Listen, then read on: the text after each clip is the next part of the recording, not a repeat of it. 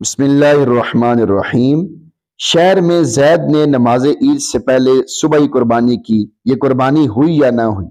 جواب: یہ قربانی نہیں ہوئی، لہٰذا اگر اس پر قربانی واجب تھی تو قربانی کے دنوں میں دوسری قربانی کرنا اس پر واجب ہوگا۔ سوال: برائے کرم قربانی کرنے کا صحیح وقت نماز سے پہلے ہے یا بعد میں ہے؟ اس پر روشنی ڈالیے۔ جواب: جن بستیوں یا شہروں میں نماز جمعہ و عیدین جائز ہے وہاں نماز عید سے پہلے قربانی کرنا جائز نہیں۔ اگر کسی نے نماز عید سے پہلے قربانی کر دی تو اس پر دوبارہ قربانی لازم ہے۔ البتہ چھوٹے گاؤں جہاں جمعہ عیدین کی نماز نہیں ہوتی، یہ لوگ 10ویں تاریخ کی صبح صادق کے بعد قربانی کر سکتے ہیں۔ ایسے ہی کسی عذر کی وجہ سے نماز عید پہلے دن نہ ہو سکے تو نماز عید کا وقت گزر جانے کے بعد بھی قربانی کرنا درست ہے۔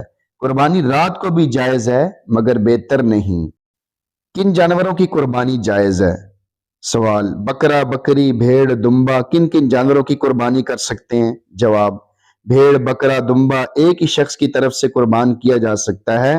گائے، بیل، بھینس، اونٹ 7 آدمیوں کی طرف سے ایک کافی ہے، بشرطے کہ سب کی نیت ثواب کی ہو، کسی کی نیت محض گوشت کھانے کی نہ ہو۔ بکرا بکری 1 سال کا پورا ہونا ضروری ہے۔ بھیڑ اور دمبا اگر اتنا فربا اور تیار ہو کہ دیکھنے میں سال بھر کا معلوم ہو تو وہ بھی جائز ہے۔ گائے، بیل، بھینس 2 سال کی، اونٹ 5 سال کا ہونا ضروری ہے۔ ان عمروں سے کم کے جانور قربانی کے لیے کافی نہیں۔ اگر جانوروں کا فروخت کرنے والا پوری عمر بتاتا ہے اور ظاہری حالات سے اس کے بیان کو جھوٹا نہیں کہا جا سکتا تو اس پر اعتماد کرنا جائز ہے۔ جس جانور کے سینگ پیدائشی طور پر نہ ہوں یا بیچ میں سے ٹوٹ گئے ہوں اس کی قربانی درست ہے۔ ہاں، سینگ جڑ سے اکھڑ گیا جس کا اثر دماغ پر ہونا لازم ہے تو اس کی قربانی درست نہیں۔ خصی بکرے کی قربانی جائز بلکہ افضل ہے۔ اندھے، کانے اور لنگڑے جانور کی قربانی درست نہیں۔ اسی طرح ایسا مریض اور لاغر جانور جو قربانی کی جگہ تک اپنے پیروں پر نہ جا سکے اس کی قربانی بھی جائز نہیں۔ جس جانور کا 1/3 سے زیادہ کان یا دم کٹی ہوئی ہو اس کی قربانی بھی جائز نہیں۔ جس جانور کے دانت بالکل نہ ہو یا اکثر نہ ہو اس کی قربانی بھی جائز نہیں۔ اسی طرح جس جانور کے کان پیدائشی طور پر بالکل نہ ہو اس کی قربانی بھی درست نہیں۔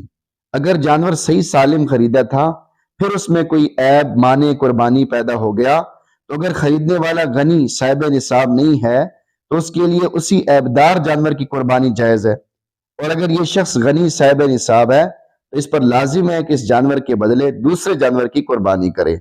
سوال: بکرے کے 2 دانت ہونا ضروری ہے یا تندرست و توانا بکرا 2 دانت ہوئے بغیر بھی ذبح کیا جا سکتا ہے، یہ حکم صرف دمبے کے لیے؟